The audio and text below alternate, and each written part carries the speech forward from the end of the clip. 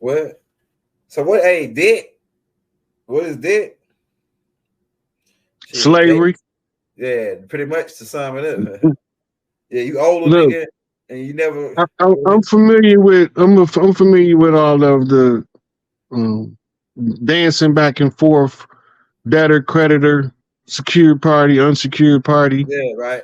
Well, I'm familiar with how it worked. That's the UCC codification of how to do business, and it interrupts the natives, the tribes people, from being entrepreneurial in their community by providing services they community need by forcing them into factory labor.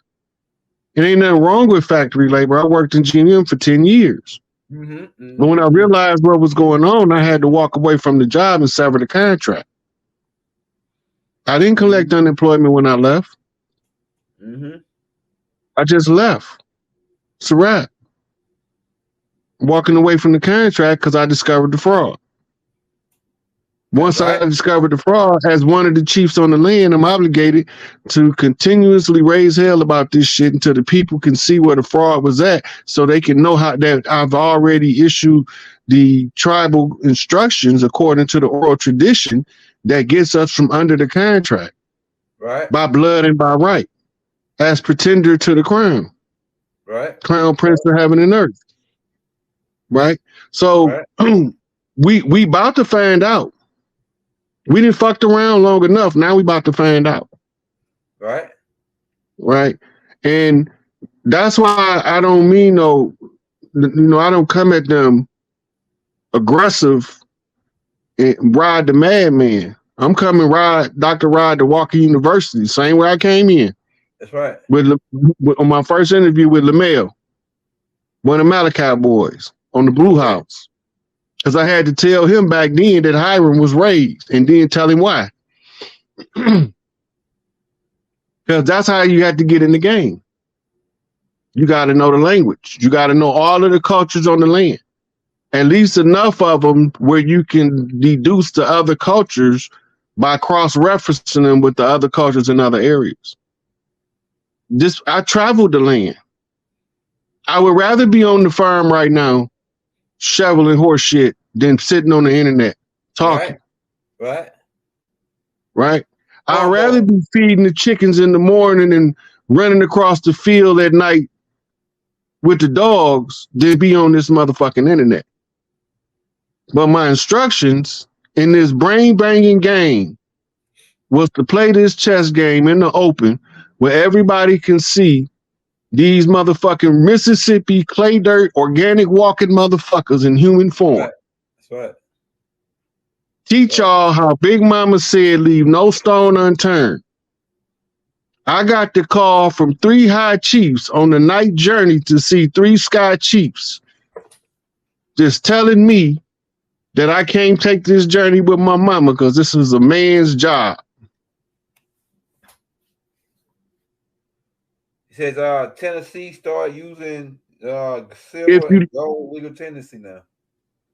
Several states have already passed legislation at the state level in order to legally use gold and silver as legal tender again.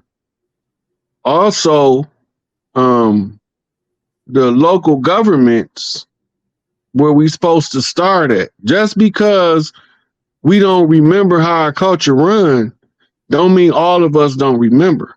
I'm just a reminder. This is us reclaiming what's rightfully ours. We ain't asking the motherfucker for shit. We just asking for our shit. Go ahead. Go ahead. Because when we get our shit back, they ain't gonna have shit.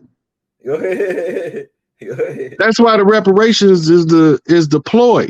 Get you to fight for reparations. For what? Give me my shit. Yeah, and I won't need reparations. Yeah. That's reparations for your ass. But they're not gonna give you nothing. You gotta know how to use their science, they games, they fifth dimensional galactic chessboard in order to go in there and pound my chest like King motherfucking Kong and tell them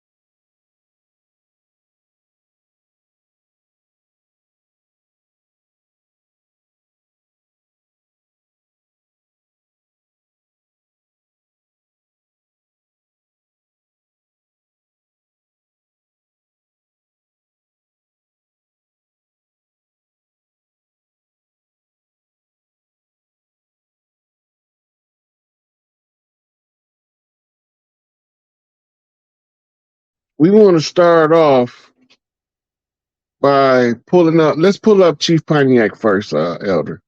I know that ain't the order we were supposed to go, but. Hey, Raw, you want me to pull up the pictures you sent me on the Chief Pontiac? You know the one that tell them who he was? It's a little I got you.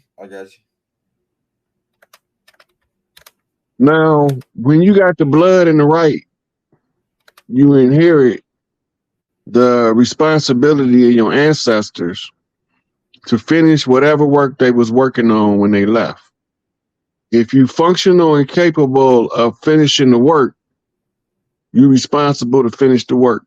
So Chief Pontiac died, right, by one of the soldiers in his clans killed him, but he was in the middle of a war with the French. They didn't agree with his war strategy, so he got defted by another tribesman. Now, when we looking at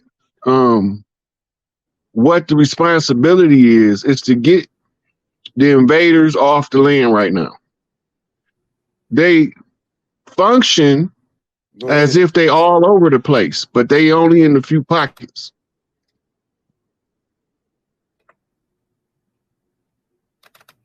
Here we go. Because I was like, man, no, it ain't. Cut us off. Why you don't turn the thumbnail so to show all the pictures? That's what I'm gonna do. Then you'll know what the easy. That one right there. Yeah. Now, the reason why I'm showing this is because the responsibility that I inherit. Right. That's it. There we go. Perform the function of the war. Right? Let's say Pontiac was an Ottawa war chief. First line come out of their mouth, right? He's an Ottawa war chief. Mm-hmm. So we inherit these responsibilities if we capable of fulfilling the function, right? And we can pull rank by blood and by right. But when you run into somebody else that's an elder, you're not supposed to tell the elders what to do. You're supposed to present what you're presenting to them in hopes that they see what's transpiring on the land. Mm-hmm. Right? If you're paying attention, then my receipts make sense. If you're not paying attention, I sound like a babbling idiot. Mm-hmm. Right? So let's show them the message that I got. You want to go to the next slide? Yeah, go to the message I got. They had a chance to read that. Show them the message I got. That's not it. They say I'm gonna go to that wasn't it. No, that's not it. That's not it. Oh, no, the message. Okay, I know the message. I know which one you talking about. Yeah, hey, so they saying Rod, Rod, because you ain't get your paperwork from the white man. Just pull the message up. Just pull the message up. Let the message speak for itself. I got you. No, I'm not talking about the message. I'm not talking about what the message said. Hey, you want to read it? Okay, now there you go. This is from Ishmael Bey, and this is what he told me. How can I call myself a chief, but don't have a diplomatic, recognized nation or tribe? Everybody know what tribe I'm from, unless you ain't paying attention to what I'm talking about. Right? They know my chief is Larry Hoover. We what you call outlaw clans. We're going to get into what an outlaw tribe is in a minute. They also call non-treaty tribes. Go ahead. We don't have a contract with the corporation, so there's no status quo that I have to keep to satisfy anything with the corporation. This is the Exile. Right? Yeah, now watch, this is directly against the culture right here. What you should be teaching people. He can't tell me what I should be doing. Go ahead, Rod. He can offer a suggestion, but he can't tell me because he don't know what I'm doing. Don't mean I don't know what I'm doing. Right? But he telling me what I need to be doing. teaching people is international law, human rights, etc. We got enough motherfuckers. Listen, we got enough motherfuckers teaching human rights.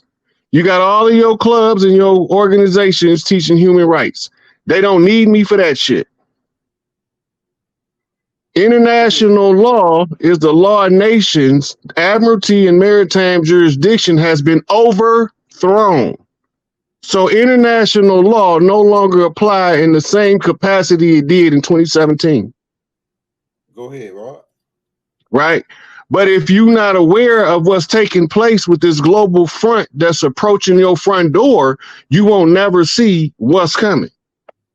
Because it's here. Right? Okay, now, he said me I could speak this stuff for years, but our people still will be held under servitude. You're not teaching the people how to liberate themselves. You sitting on Instagram all day is not making no movement for our people for liberation. Now, the reason why I know he haven't been paying attention because he would have knew a long time ago. I told them that there is a group of chiefs in Raven Rock, Colorado, with a group of military generals in a continuity of government that's watching me to know what move our people need to make next in order to finish collapsing the old corporate fiction and raising the government of the tribal nations. The problem is everybody who needed an opportunity to abandon the contract, right? Abandoning the contract is the only legal defense. So you take your ass to DC if you want to and think that you finna be part of negotiating the contract of anything in DC, you setting yourself up for failure. Let's go. Let's get it. We the tribes, they talk about recognized tribes. 5 tribes. I'm representing over 500 tribes. Let's go. Right? But we got to deal with the contracts between the 5 civilized tribes versus the ones who refuse the contract that they used to call savage. Go ahead. Savage mean that you are outlaw on the land that you're not part of the fiction. I don't have to do business with the corporation.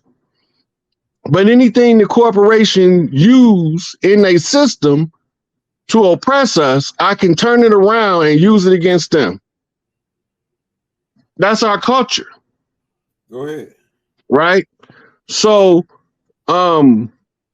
this is the foundation of what we're talking about in this. Now, first, let's go to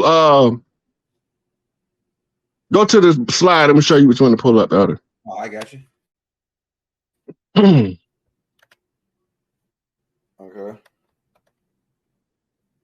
There's one got highlight on it. It's at the bottom. In the order you sent me, this.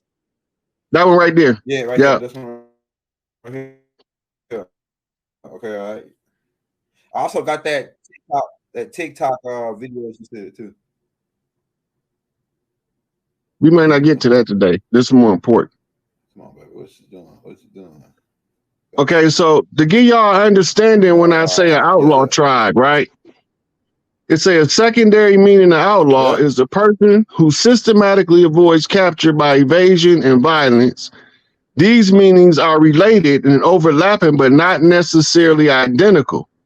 A fugitive who is declared outside protection of law in one jurisdiction, but who receives asylum and lives openly and obedient to local laws in another jurisdiction is an outlaw in the first meaning, but not in the second. Right? So a famous general named Napoleon was branded an outlaw by the crown. But when they sent the soldiers to execute him, they liberated him from prison, came back and took the crown, and that's how he became Napoleon the Great. Yeah. Right? Now, as an outlaw tribe, I don't follow the judicial system of the legal fiction. That don't got nothing to do with me. I follow all laws and policies set forth by my chairman and executive staff according to my literature. Right? So let's go to Let's go back again. I'm gonna get another one. All right, let's get it. Okay, let's go to the. Let's start from the bottom. All right, start from the bottom. All right, start from the bottom. That was a letter, and then this right here was the next one. This right here.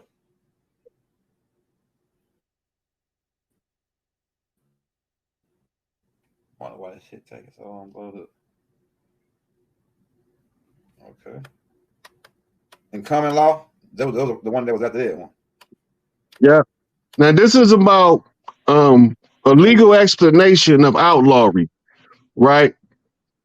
It came out of a term from England, common law of England, a writ of outlawry. That means that made a pronouncement, caput lupinum, let he be as a wolf's head, right? Remember, we wore wolves. That's right. They were vampires from Europe, bloodsuckers from Europe. That's right. Right? Equating that person with a wolf in the eyes of the law. Not only was the subject deprived of all legal rights being outside the law, but others could kill him on sight as if he were a wolf or other wild animal. Werewolf. Right? It's right there. Now watch this. Women were declared waived rather than outlawed, but it was effectively the same punishment. Slide over to the other side, Elder. I got you. I want to go down a little bit. Boom. All right. Can you see it there? Yeah. Your picture in the way. You say there have been several instances, or political conflicts throughout history whereby one side declared at the other as being illegal. Right? Now, the Outlaw tribes believe that the United States Corporation is an illegal enterprise operating on our soil. Right. But they got contracts with the civilized tribes. Go ahead. Remember that. Remember that, because that's important as I go through this. It's a notorious cases being the use of prescription in the civil wars of the Roman Republic. In later times, there's a notable case of Napoleon Bonaparte, whom the Congress of Vienna on the 13th of March, 1815, declared had deprived himself of the protection of the law. Go ahead. Outlaw tribes don't believe that we have the protection of the law or ever had the protection of the law. Go ahead. We believe that the law has been used as a weapon against us, the outlaw tribes on the land, operating in the capacity of a sovereign nation on the land. But every time we start organizing our clans in order to oust the imposters, they send somebody called the FBI in there and other infiltrators to try to overthrow the tribes. They don't want us organized. Growing into this position as a war chief, right, it becomes my responsibility, if I know a solution, to play the game in the public domain. For the rest of the chiefs, this is how they haze me.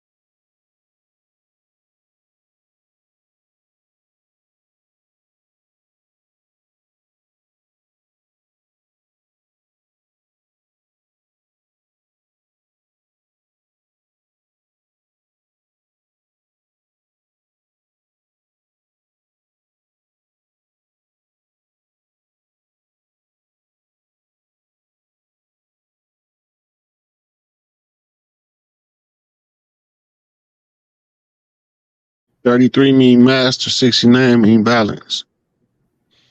So there you have it. Our DNA is circular, the balance master 33. To me, they use that 33 degrees shit. It's all dealing with like to me, it's like the sun, the motion of the sun. You know, the see the No, big. it's the segmentation of knowledge. It's it's 3 parts. It's a big pie. And the pie cut into 3 parts. 33 and a third gives a whole part to each person. Yeah, that's right. To 3 people out of 100%. Mm-hmm. Yeah, but I'm talking about in reference to the what the Dogons taught about the zodiac information. The zodiac 33 degrees Tropicana, like at the Tropicana, then you got the equator, and then you got the what's the other one? It's Capricorn. Yeah, so when that line is at 33 degrees, and that's what they was talking about when they said Jesus died on the cross, he come back and rise from the dead. It's all dealing with Dogon esoteric teachings. The 33 degrees, like all 8 degrees, really. But like I say, like I believe it's what you said too, because it's more to. It's always a bigger perspective that you could take in on all of it. You know what I'm saying? Look, so you got to remember, all of this shit is controlled opposition. Yeah. Everything we see, the have and the have-nots, is to pit us against us by class. Right? Mm-hmm. The geek community and the regular community is to separate us by intelligence. Okay. Right? Isolate people from each other, and you can keep the unity of the people from ever requiring to be free and at peace. But when the people become a unified voice for peace, harmony, and prosperity, and they don't accept the status quo, then they have to come out with a new system to appease the people. That's right. That's right. Right? They're not going to make everybody happy, but they can give you enough to keep you from rebelling. So this is all part. Right. So when you go back and you look, ancient code of kings comes from the Babylonian kings, because they was the first kings to ever declare themselves kings in the queendom. So they created the Valley of the Kings, but all throughout the Valley of the Kings, all of the kings are singing odes or poetic songs to the queens. So the Valley of the Kings is actually the Valley of the echo of the king's love for the queen. Go ahead. Right? So you got the pylons and the pillars in order to carry the echo, because it creates a separation in the sound wave that measures the pace like a music instrument. Go ahead. You crack. That's why you got all them long columns and rows. Right? You got to remember, we used to have booming voices. We all squeaky now. Yeah, right. Go ahead, Rod. Talk about it. The average guy used to talk like Barry White or like Michael Clark Duncan. Now we talk damn near like Little Richard. Like little squeaky, bro. You got the squeaky shit now. Right. That's because we changed from the diaphragm and we went to the nasal. Go ahead. Right. So now we're not breathing from the core, we breathing from the surface. And when you're not breathing deep enough, you can't think deep because you don't have enough oxygen. And then your brain's going to regulate itself to use as much of the possible oxygen as it can in order to facilitate your thought, but he ain't going to kill himself to get it done. Go ahead. Right? So when we learn to go back to breathing from the diaphragm, our voices is going to adjust. And this might sound slightly vulgar, but our nuts going to drop. When we start exercising our throat chakra with it, the people going to feel it. Go ahead. And when they feel it, it's going to help them see it. We talking in the light code. And the light code is the code that reaches the codon on the DNA. Because it's all activated memory, all you got to do is remember that Earth will tell you where you belong. Put your hands on the ground and talk to her. She'll talk back to you by dreams and by visions. Right. And some shit you just going to automatically know because you already know it. You just wasn't ready to accept it yet. Once we all start tapping back in the earth start fighting for us. That's when you get Atlas Shrugged. And that's why the importance of these sisters being healed is so high, because they are the current carriers to the love frequency of earth that resonate through the mitochondrial that drives them in to clean up the land. I'm just saying. You said a mouthful, man. I'm telling you. There's a kingdom come on the Queen's land, right? Because them flying kings jumped off their goddamn checkerboard. They didn't know they was jumping out the frying pan into the fire. Right? They said them country boys ain't know what they was doing because they couldn't play this knockaround game the same, because all we know about is motherfucking milking cows and baling hay. So they sent one of us country boys to the city to get a good education. Yeah, good education. I like that. So they tapped me. Hey man, this right here the last question, man, and I know people wanted to know about this. Rashard Jamal, man, they gave him his time or whatever. How much time did they give him? They gave him 16 years. 16 years. Now you said you was telling me something on the phone about this is a rerun or a replay of a certain guy. Go ahead. Yeah, it's a reenactment of the captivity Toussaint Louverture in custody of the French. He just playing it all backwards to reverse the conjure, but it's still gonna have the same result. They still not gonna be able to hold him, but they playing the conjure out in reverse. Go ahead.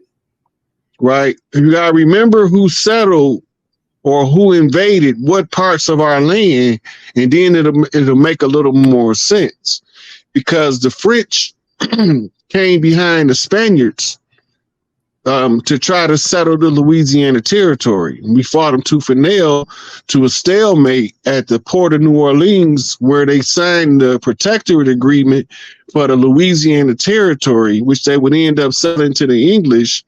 And Andrew Jackson would use that as the pretext to transfer us over by classification as slaves, Negroes, blacks, coloreds, and free black men in law. All that was codes to take and usurp us from the land. Wow. That's a lot. That's what I was saying, man. Like, they did a lot of shit. This wasn't no overnight shit, man. They took a long time to get us to where they got us now. This was you got to remember, we went from fighting them tooth and nail, blood, guts, and gore in the Gullah Wars, in the wars in South America, bloody wars on the islands. This wasn't no cakewalk. But what happened that made us all stop fighting? Then you get to the Conjure War, because otherwise we have no reason to ever stop fighting them, because they still here.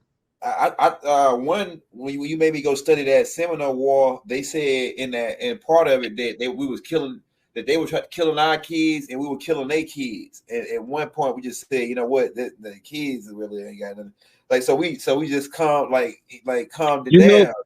They was killing they was used. Okay, so we had a branch of Sobek priest over here who used to ride through the swamp and on fucking 30-foot alligator backs. Yeah. The alligator was like his personal raft, his dog. And he could attack people for him. Go ahead. Right now, we in the swamps and the bayous of Louisiana, all the way down into Florida. These priests.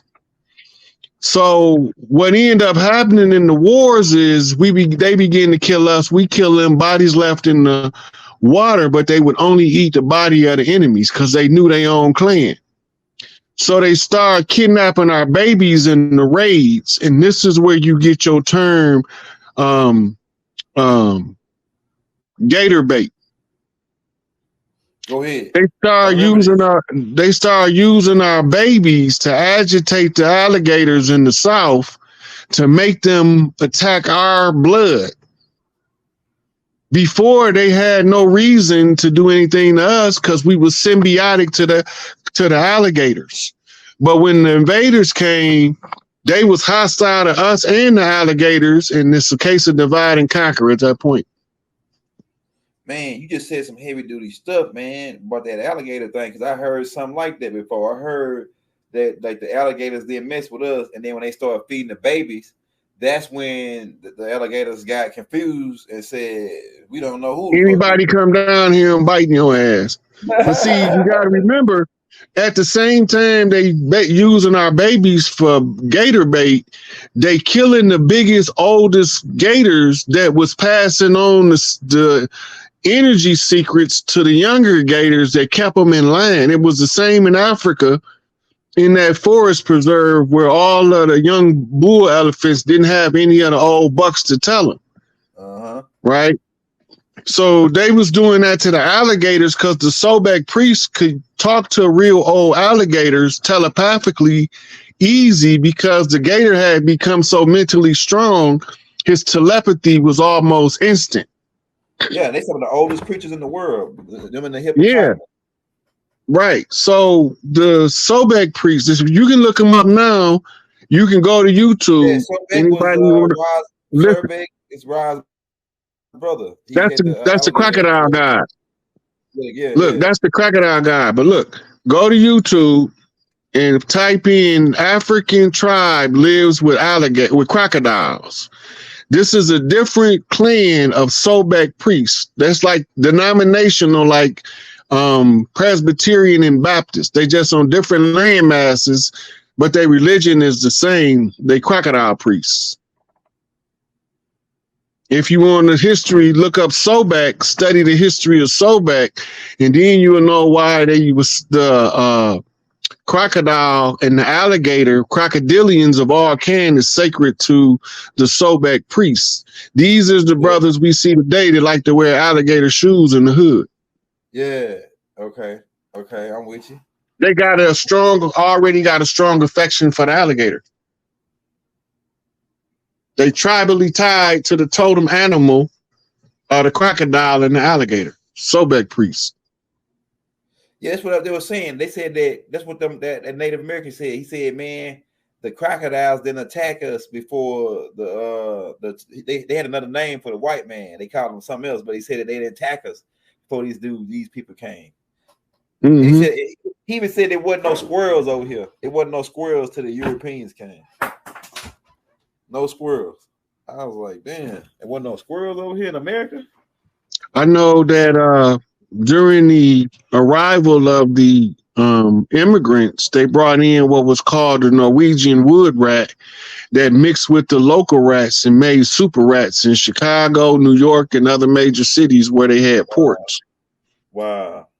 Yeah, it got so bad in Chicago, they had super rat wanted posters stapled up in the alleys warning you about the super rats. They chased dogs and cats away. Wow. Man, that dude told me, he said a squirrel ain't nothing but a tree rat. A tree rat. Look, we've been eating squirrel a long time.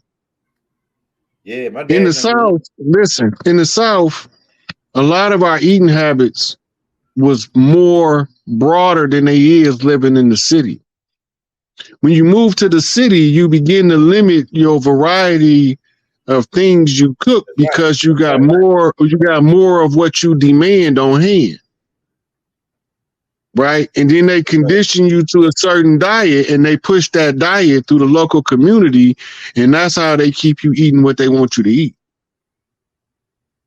Like in Atlanta, niggas eat wings 24 hours a day. In Atlanta.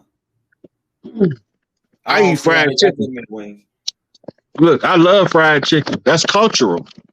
Fried chicken originated over here. It didn't originate nowhere else. Yeah, it was right down there off the coast of the Mississippi, down into Louisiana, what we call the old bayou area. I can see that. Big Mama used to fry the chicken legs and put them in the bowls on the counter for snacks because we ain't had no bags of potato chips. And right next to it was little squares of cornbread because we ain't have no bags of potato chips, no popcorn, no Doritos. Them was our snacks when visitors come to the house. It's a big pile of chicken already cooked in case somebody hungry when they come off of a long journey. That's cultural. That's ancient in the culture, right? Yeah. You know, people think that's bad now, like eating chicken and all that. But back then, you gotta keep in mind, we raised our own shit then, you know, chickens and all that. Everybody raised their own shit. That now they mass production and hormone, it's all kind of crazy. Right. Well, they gotta be able to effectively get us to consume toxins by using under the pretense of preservatives. Right. You gotta remember, refrigerators are only 150 years old. How do we keep our food fresh? Well, Chief Warhorse said on the land how we kept our food fresh was two ways. One, we put them behind waterfalls. They said that the waterfalls were like our natural refrigerators for our land and for the buffalo meat.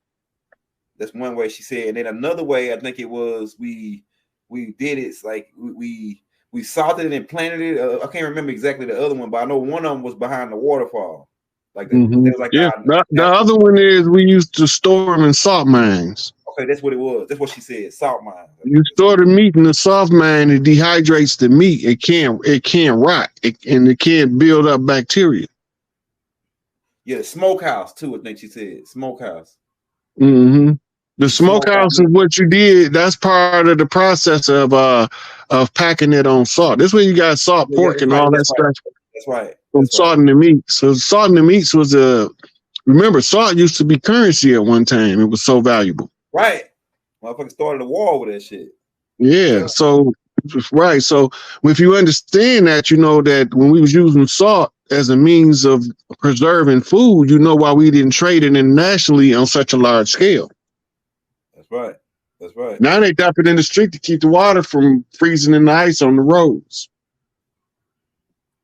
They starved us out, man. They wiped out buffalo. I remember you showed that picture of all the buffalo heads that they were standing on. So to sum it up about the Conjure Wars, so they was after all of our survival way of survival. They attacked it. They was after any way they could shut us down and take control of us. You know what I'm saying? Okay, so this is what we was looking at. We wasn't looking at it. But this is what they were doing. It's a warfare strategy. The strategy is to control all of the key areas that people need for their survival to make them dependent on the system that you're installing. So they sent outlaws to rob all of the big mama's banks, and then they offered to consolidate the banks under a central banking system because economics is the number one reason why they came. So economics was the first thing that they used to subdue us as a people. Wow.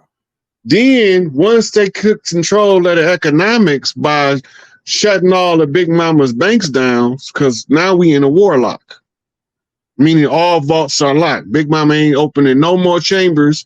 Go back to the movie National Treasure if you want to know what I'm talking about.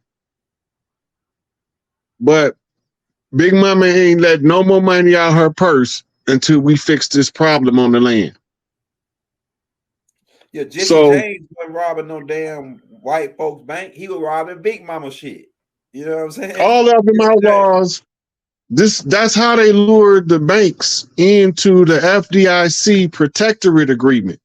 Because the FDIC, being a branch of the federal government, would have full access to federal law enforcement.